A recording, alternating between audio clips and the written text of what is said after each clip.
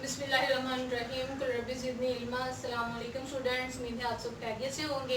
और आज हम लोग सेकेंड ईयर क्लास की केमिस्ट्री का चैप्टर नंबर 7 जिसका नेम है fundamental principles of organic chemistry, उसका थर्ड लेक्चर स्टार्ट करने जा रहे हैं। और थर्ड लेक्चर में हमने दो छोटे छोटे पॉइंट्स पे डिस्कशन करनी है। उसमें जो पहला पॉइंट है वो है इम्पोर्टेंस ऑफ ऑर्गेनिक केमिस्ट्री। हमने ऑर्गेनिक केमिस्ट्री की अहमियत देखनी है कि ऑर्गेनिक केमिस्ट्री हमारे लिए क्यों जरूरी है। ओके। और जो हमारा सेकंड टॉपिक है, सेकंड टॉपिक में हमने कोल को डिस्कस करना है। कोल मतलब कोयला को डिस्कस करना है। जो कोयला है ये ऑर्गेनिक कंपाउंड का एक अहम सोर्स है। और सोर्स मतलब जरिया है कि यहाँ से बहुत सारे, यहाँ से मतलब कोयला से हमें बहुत सारे ऑर्गेनिक कंपाउंड्स मिलते हैं। तो हमने इन दोनों को डिस्कस करना है। तो चलिए आए हम अपना टॉपिक स्टार्ट करते हैं। तो इम्पोर्टेंस ऑफ ऑर्गेनिक केमिस्ट्री क्या है? इम्पोर्टेंस ऑफ ऑर्गेनिक केमिस्ट्री में चंद एक मिसालें हैं जो आपकी बुक पे मेंशन है। उसमें ये है कि जो आपकी बॉडी में रिएक्शंस होते हैं, जितने भी लिविंग ऑर्गेनिजम्स हैं उनमें जो रिएक्शंस होती हैं, स्पेशली जो ह्यूमन बींग्स हैं, हमारी जो अजसाम है, हमारी जो बॉडी है, हमारी बॉडी में जितने भी केमिकल रिएक्शंस होते हैं वो तमाम के तमाम chemical reactions organic in nature हैं। क्यों वो ऑर्गेनिक इन नेचर है? क्योंकि उनमें बहुत सारे लाइफ मॉलिक्यूल्स पाए जाते हैं। मैं क्या डिस्कस कर रही हूँ इम्पोर्टेंस में? रिएक्शंस इन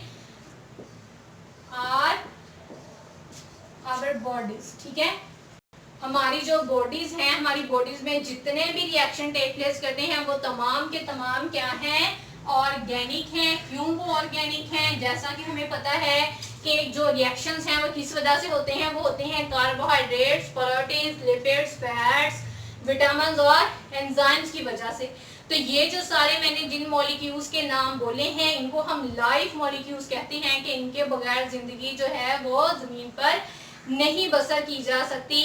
ये इनके लिए यानी हमें जिंदा रहने के लिए हवा, पानी, रोशनी इनकी जरूरत होती है ना, खुराक की भी जरूरत होती है।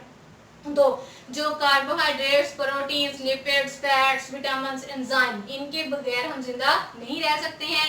और ये जो लाइफ मॉलिक्यूल्स हैं इनके जो रिएक्शंस होते हैं वो तमाम ऑर्गेनिक हैं। क्यों वो ऑर्गेनिक है? क्योंकि ये जो लाइफ मॉलिक्यूल्स हैं ये खुद भी ऑर्गेनिक है। इनमें हर एक जो मॉलिक्यूल है उसमें थाउजेंड्स ऑफ कार्बन एटम्स मौजूद होते हैं। तो इस वजह से जो हमारी रिएक्शंस होते हैं हमारी बॉडीज में वो भी क्या है? ऑर्गेनिक है।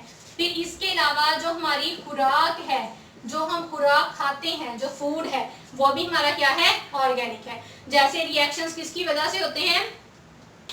रिएक्शंस होते हैं कार्बोहाइड्रेट्स, प्रोटीन्स, लिपिड्स, फैट्स की वजह से। और वो खुराक हम खुद खाते हैं तो तभी बाद में उनके रिएक्शंस होते हैं ना। तो वो जितनी भी खुराक है, कार्बोहाइड्रेट्स, प्रोटीन्स, फिर न्यूक्लिक एसिड्स भी जो हैं वो तमाम के तमाम जो है वो क्या है? ऑर्गेनिक है। तो हमारी जो खुराक है वो भी ऑर्गेनिक है। फिर जो मेडिसिन हैं, जिस तरह जड़ी बूटियां हैं, तो जड़ी बूटियां जो हैं, जड़ी बूटियों से अद्वियात बनाई जाती है ना, तो जो हमारी मेडिसिन हैं, मेडिसिन भी हमारी क्या है? ऑर्गेनिक इन नेचर है। दूसरा ये कि लेबोरेटरी में भी ऑर्गेनिक कंपाउंड्स लाखों, हजारों की तादाद, लाखों करोड़ों की तादाद में बनाए जाते हैं। और जो कंपाउंड सिंथेसाइज किए जाते हैं लेबोरेटरी में भी, उनको भी हम फार्मास्यूटिकल इंडस्ट्री में, अद्वियात बनाने वाली इंडस्ट्रीज में भी इस्तेमाल करते हैं। तो हम जो मैन मेड आप मेडिसिन कह लें या जो नेचुरल जो जड़ी बूटियां होती हैं उनसे भी हम जो दवाइयां बनाते हैं वो तमाम क्या है? ऑर्गेनिक है। फिर इसके अलावा हमारे जो कपड़े हैं, जो हमारी क्लोथिंग है या हमारे जो क्लोथ्स हैं वो भी ऑर्गेनिक हैं। जैसे कपास या रुई है, इनसे भी कपड़े बनाए जाते हैं। फिर इनको हम लोग सर्दियों में डिजाइन वगैरह में भी हम रुई डालते हैं। तो जो हमारी क्लोथिंग है वो भी क्या है? ऑर्गेनिक है। ठीक है, कॉटन, वूल के जो कपड़े वगैरह बनाए जाते हैं तो ये ऑर्गेनिक है। फिर इसके अलावा जो आपके पास पेस्टिसाइड्स हैं, जो केमिस्ट पेस्टिसाइड्स बना रहे हैं या इंसेक्टिसाइड्स बना रहे हैं, ठीक है, तो ये जो कीड़े मार अद्वियात होती हैं, ये तमाम जो कीड़े मार अद्वियात है ये भी ऑर्गेनिक होती हैं। ठीक है, तो इंसेक्टिसाइड, पेस्टिसाइड। फिर हम डिटर्जेंट्स इस्तेमाल करते हैं साफ सफाई के लिए। हम क्या इस्तेमाल करते हैं? डिटर्जेंट्स इस्तेमाल करते हैं। वो डिटर्जेंट्स भी ऑर्गेनिक हैं। फिर आजकल प्लास्टिक्स बहुत ज्यादा बनाए जाते हैं और आजकल दुनिया को बोला जाता है वर्ल्ड ऑफ प्लास्टिक। कि अब प्लास्टिक की दुनिया चल रही है कि प्लास्टिक का इतना ज्यादा इस्तेमाल हो चुका है, जो प्लास्टिक्स बना रहे हैं, फिर सिंथेटिक रबड़ बनाई जाती है। तो ये तमाम जो है ये क्या है, हम सिंथेटिक रबड़ जो है ना वो चैप्टर नंबर 8 में बनाएंगे भी कि सिंथेटिक रबड़ का क्या फॉर्मूला है, ये कैसे बनाई जाती है। ठीक है, तो जो सिंथेटिक रबड़ है ये बनाई जाती है, ये भी ऑर्गेनिक है। फिर इसके अलावा जो बनाए जाते हैं, हमारी खुराक भी ऑर्गेनिक है, कपड़े ऑर्गेनिक है, पेस्टिसाइड्स, इंसेक्टिसाइड्स, फिर जो हम पेंट्स वगैरह इस्तेमाल करते हैं वो भी ऑर्गेनिक है। और पेंट्स के बारे में हम डिस्कस करेंगे चैप्टर नंबर 14 में। पॉलीमर केमिस्ट्री का एक चैप्टर है, पॉलीमर उसका नेम है, या मैक्रोमोलिक्यूल्स, पॉलीमर्स भी कहते हैं, मैक्रोमोलिक्यूल्स भी कहते हैं। तो उसमें हम लोग पेंट्स को डिस्कस करेंगे और प्लास्टिक्स को भी उसमें डिस्कस करेंगे और बनाने के तरीके भी देखेंगे, खुसूसियात भी देखेंगे मुख्तलिफ प्लास्टिक्स की। ठीक है, तो हम पेंट्स इस्तेमाल करते हैं synthetic rubber, plastics, detergents, insecticide, pesticide, clothes, medicine, food, reaction जो हमारी बॉडी में होते हैं, ये तमाम के तमाम क्या है, ऑर्गेनिक है। और यही सारी चीजें हमारी डेली लाइफ में यूज होती हैं। तो इसका मतलब है कि हम अपनी डेली लाइफ में ऑर्गेनिक केमिस्ट्री पे बहुत ज्यादा डिपेंडेंट हो चुके हैं।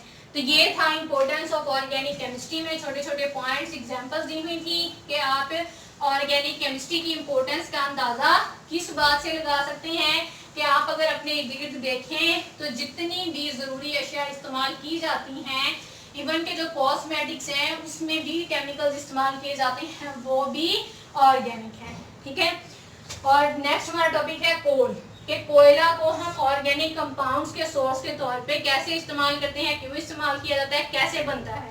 तो पहले हम डिस्कस करेंगे फॉर्मेशन ऑफ कोल, कि कोयला बनता कैसे है। कोयला कैसे बनता है, ये आप लोगों ने चैप्टर नंबर 3 ऑर्गेनिक केमिस्ट्री के नाम से एक चैप्टर था 10th क्लास में, उसमें भी आपने डिस्कस किया था।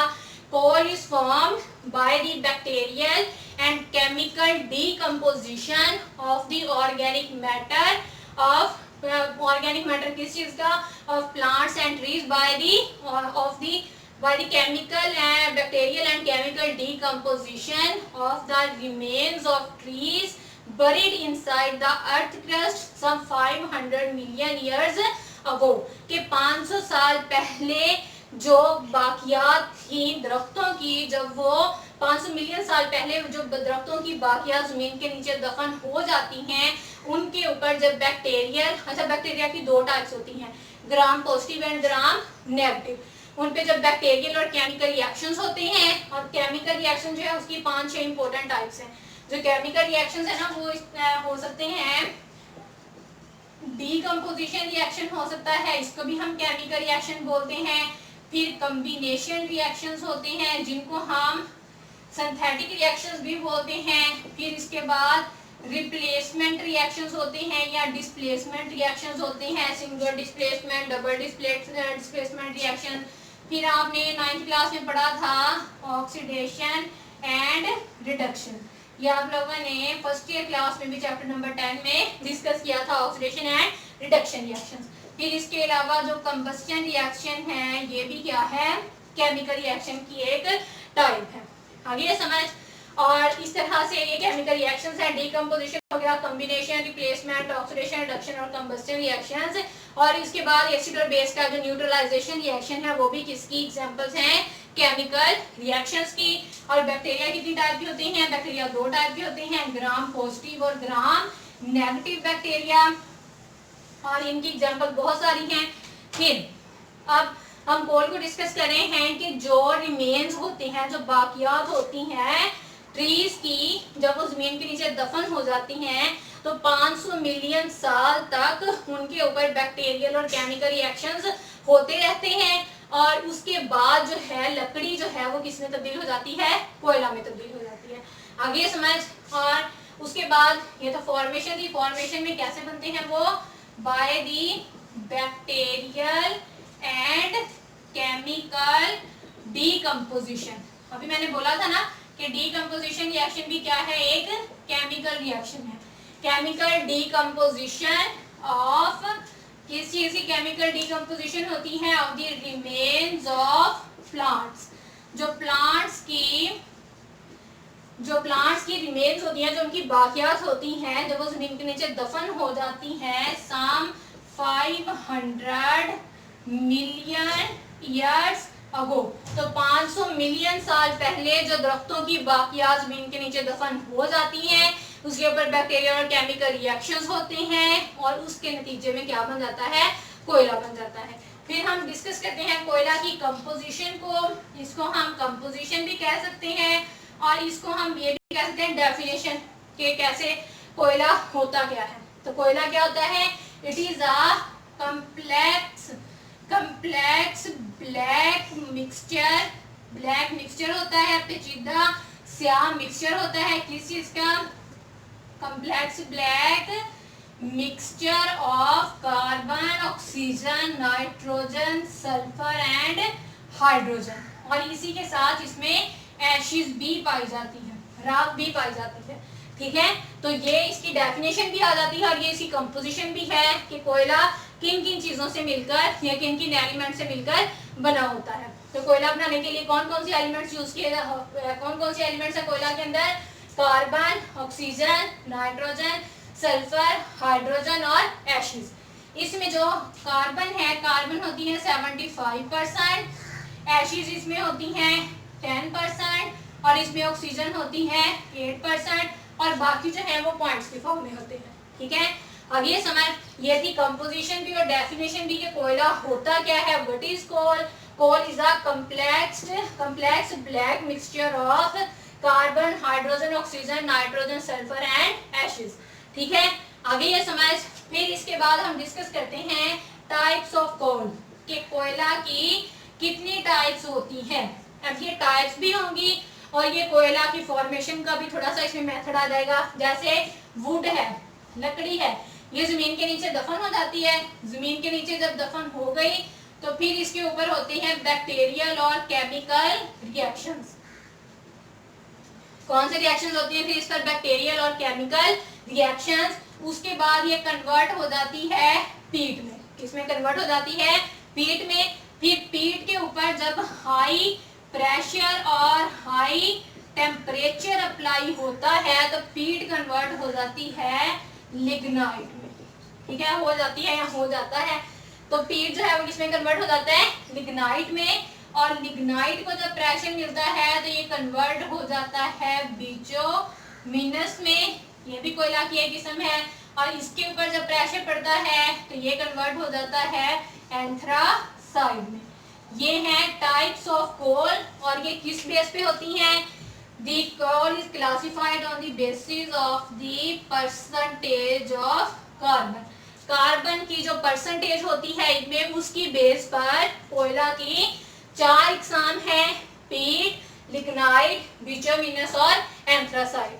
और ये कार्बन की परसेंटेज की बेस पे हम इनको क्लासिफाई करते हैं। तो इनमें कार्बन की परसेंटेज भी डिफरेंट होती है। जैसे अगर हम पीट में देखें तो पीट में आपने पहले भी पढ़ा होगा कि पीट में 60% कार्बन होता है। ठीक है, लिग्नाइट में 70% कार्बन होता है, बिटुमिनस में 80% होता है और एंथ्रासाइट में 90% कार्बन पाया जाता है। जो एंथ्रासाइट है ये आप कह लेंगे प्योर कार्बन इसमें पाई जाती है। ये ग्रे कलर का होता है, ब्लैक ग्रे कलर का होता है। और जो इसमें पीट और लिग्नाइट है ये थोड़े ब्राउन कलर के होते हैं और बिटुमिनस भी ब्लैक कलर का होता है। ठीक है, आगे समझ। जो बिटुमिनस कोयला है इसको ज्यादातर पहले सड़कों के ऊपर इस्तेमाल किया जाता है, कहते हैं लोग डाली, तो उसमें भी वो ब्लैक डालते थे ना मटेरियल, वो ज्यादातर पहले सड़कों के लिए इस्तेमाल किया जाता था। लेकिन अब बहुत सारी और भी इंडस्ट्रीज में भी इस्तेमाल किया जाता है, फिर रूफिंग के लिए भी इस्तेमाल किया जाता है। ठीक है, और जो पीट है घटिया किस्म का कोयला ये हम आमतौर पर भट्टी में इस्तेमाल करते हैं। और जो एंथ्रासाइट है ये घरों में भी इस्तेमाल किया जाता है, बिटुमिनस भी घरों में इस्तेमाल किया जाता है और फिर इनको थर्मल पावर स्टेशन में भी इस्तेमाल किया जाता है। आगे ये समझ। तो उसके बाद हम चलते हैं, टाइप्स हो गई हैं, फॉर्मेशन हो गई है, फिर हम चलते हैं इसकी फ्रैक्शंस पर। अब फ्रैक्शंस कैसे बनती हैं, आपको पता है फ्रैक्शन हम कहते हैं पीसेस को, ऐसे ही है ना, फ्रैक्शंस टुकड़े, उनको हम फ्रैक्शंस बोलते हैं, पार्ट्स होना, पीसेस होना। तो अब जो कोयला है उसके पार्ट्स बनाने के लिए, उसकी फ्रैक्शंस बनाने के लिए हम एक अमल करते हैं, उस अमल को हम बोलते हैं डिस्ट्रक्टिव डिस्टिलेशन। क्या बोलते हैं उस अमल को हम, डिस्ट्रक्टिव डिस्टिलेशन। डिस्ट्रक्टिव का मतलब होता है तबाह करना और डिस्टिलेशन का मतलब होता है सेपरेशन करना। तो डिस्ट्रक्टिव डिस्टिलेशन के अमल से गुजारते हैं। डिस्ट्रक्टिव डिस्टिलेशन के अमल से गुजरने के बाद जो कोयला है, डिस्ट्रक्टिव डिस्टिलेशन में हम करते क्या है, डिस्ट्रक्टिव डिस्टिलेशन में हम कोयला को 500 से 1000 डिग्री सेल्सियस टेम्परेचर पर गर्म करते हैं और हवा की गैर मौजूदगी में, ठीक है। हम इसमें एयर या ऑक्सीजन इस्तेमाल नहीं करते हैं, हम हवा की गैर मौजूदगी में 500 से 1000 डिग्री सेल्सियस टेम्परेचर पर कोयला को गर्म करते हैं और गर्म करने के बाद उसकी मुख्तलिफ फ्रैक्शंस बनती हैं और उन फ्रैक्शंस के नाम हैं कोक। पहली फ्रैक्शन क्या है, आप कह लें कोलतार कह लेते हैं, चलिए कोलतार। पहली फ्रैक्शन क्या है, कोलतार। फिर आती है कोल गैस आती है, फिर अमोनिकल लिकर आता है, ये आपने पहले भी डिस्कस किया हुआ है, लेकिन हमारा फर्ज है कि अगर यहाँ पे भी आया तो हमने यहाँ पे भी आपको लाजमी पढ़ाना है। और फिर आती है कोक, ठीक है।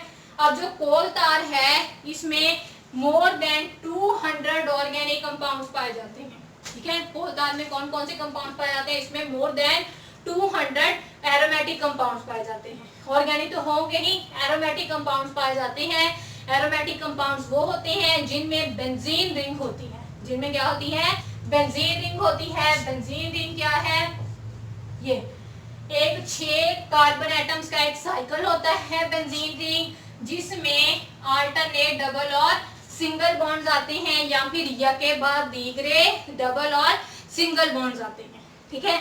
ये बेंजीन है। फिर इसी तरह अगर 2 रिंग जुड़ जाएंगे तो वो नेफ्थलीन हो जाएगा।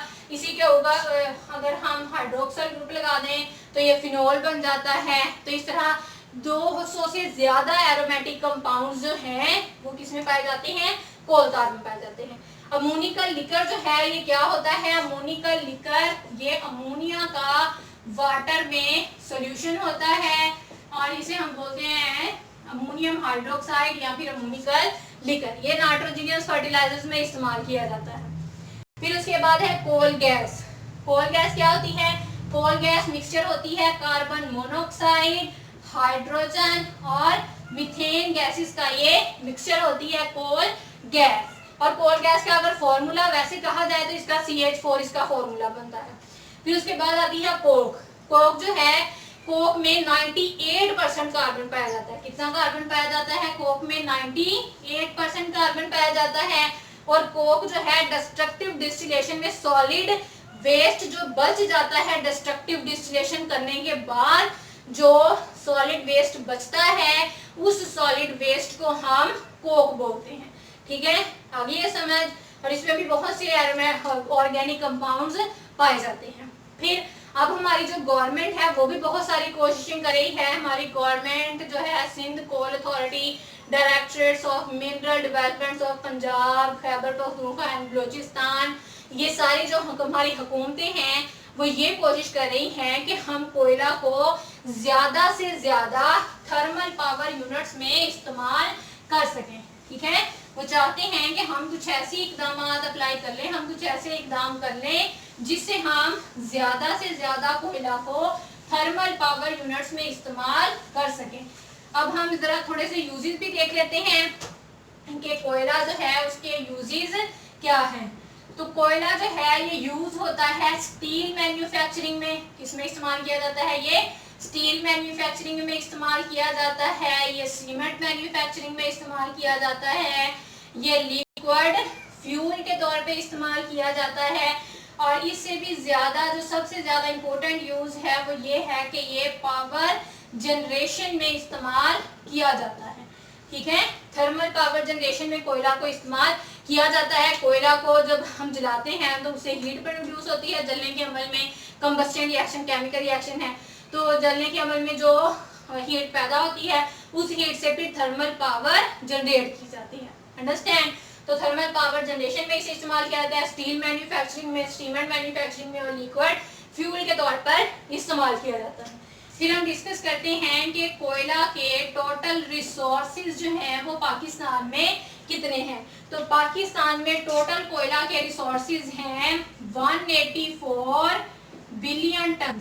कितने हैं टोटल कोयला रिसोर्सेज, 184 बिलियन टन। और जो एक टन होता है उसमें 25 मन होती हैं। एक टन में कितने मन होते हैं, 25 मन होते हैं और एक मन में किलोग्राम कितने होते हैं, एक मन में 40 किलोग्राम होते हैं। इसका मतलब ये हुआ कि जो एक टन है, एक टन में टोटल 1000 किलोग्राम कोयला पाया जाएगा, ठीक है। और जो 1 बिलियन होता है, 1 बिलियन बराबर होता है 1000 मिलियन के। आगे समझ? तो इसका मतलब है अगर हम 184 बिलियन टन्स को किलोग्राम में लिखें तो हम इसे क्या बोलेंगे, 184,000 से मल्टीप्लाई कर दें तो ये हो जाएगा 1,84,000 बिलियन किलोग्राम। इतना कोयला जो है वो पाकिस्तान में जियोलॉजिकल सर्वे के मुताबिक पाया जाता है और इसमें से बहुत सा डोमेस्टिक यूज में इस्तेमाल किया जाता है और 80% जो कोयला है वो ज्यादातर लाइम किल्स में, चूने की भट्टियों में या जो चिमनियां होती हैं, जो भट्टे लगे होते हैं, उनमें हम ईंटों को पकाने के लिए इस्तेमाल करते हैं, ठीक है। ईंटों को पकाने के लिए भी क्या इस्तेमाल किया जाता है, कोयला इस्तेमाल किया जाता है। हमने किस किस चीज को डिस्कस किया है, हमने कोयला की फॉर्मेशन के बनता कैसे है, टाइप्स डिस्कस की हैं, कंपोजिशन या डेफिनेशन डिस्कस की है, हमने इसकी फ्रैक्शनल डिस्टिलेशन के बाद हासिल होने वाली फ्रैक्शंस को डिस्कस किया है, फिर हमने इसके यूजेस डिस्कस किए हैं, हमने कोयला के रिसोर्सेज देखे हैं और हमने गवर्नमेंट की एफर्ट्स देखी हैं, एफर्ट्स बाय द गवर्नमेंट। ये गवर्नमेंट ये इकदाम कर रही है कि हम कोयला को ज्यादा से ज्यादा थर्मल पावर यूनिट्स में इस्तेमाल कर सकें। उम्मीद है आपको समझ आई होगी। अगर आपको समझ आई है और आपने वीडियो को पसंद किया है तो लाइक करें, चैनल को सब्सक्राइब करें और शेयर करें। Okay, thank you, Allah Hafiz and have a nice day.